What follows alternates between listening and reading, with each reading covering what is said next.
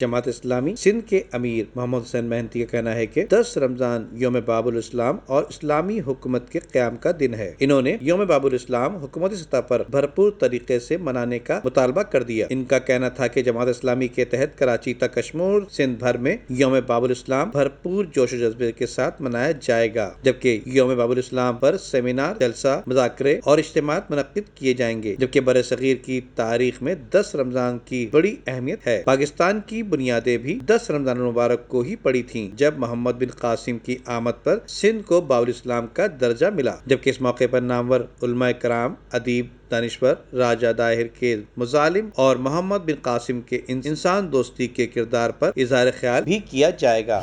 10 رمضان باب الاسلام سے متعلق ہے۔ آپ سب کو معلوم ہے کہ یہاں پر بھی ایک ہندو راج قائم تھا اور ایک تاریکی اور اندھیرے کے دور میں ہم وقت گزار رہے تھے۔ سندھ جو ہے یہ ایک ایسی جگہ ہے جو ماشاءاللہ پہلے بھی اسلام کے نور سے منور ہوتی رہی، لیکن وہ انڈیویجولز تھے۔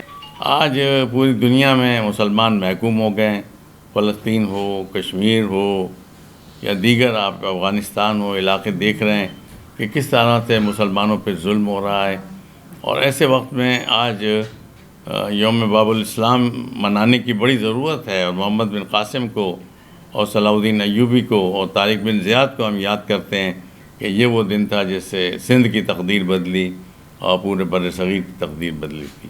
موقع پر ان کا کہنا تھا کہ ریاست مدینہ طرز حکومت قائم کرنے کی دعوے دار حکومت کو تحفظ ناموس رسالت پر عملی اقدامات کرنے چاہیے، جبکہ محمد بن قاسم نے سندھ سے ظلم و جبر اور بادشاہت کا نظام ختم کر کے اسلامی اصولوں پر مبنی حکومت قائم کی تھی۔ آج فلسطین سے لے کر کشمیر اور افغانستان تک مسلمانوں کے خون سے ہولی کھیلی جا رہی ہے، جبکہ دنیا کو محمد بن قاسم اور طارق بن زیاد، صلاح الدین ایوبی جیسے رہنماؤں کی ضرورت ہے۔ ندیم صدیقی، میٹرو 7 پاکستان۔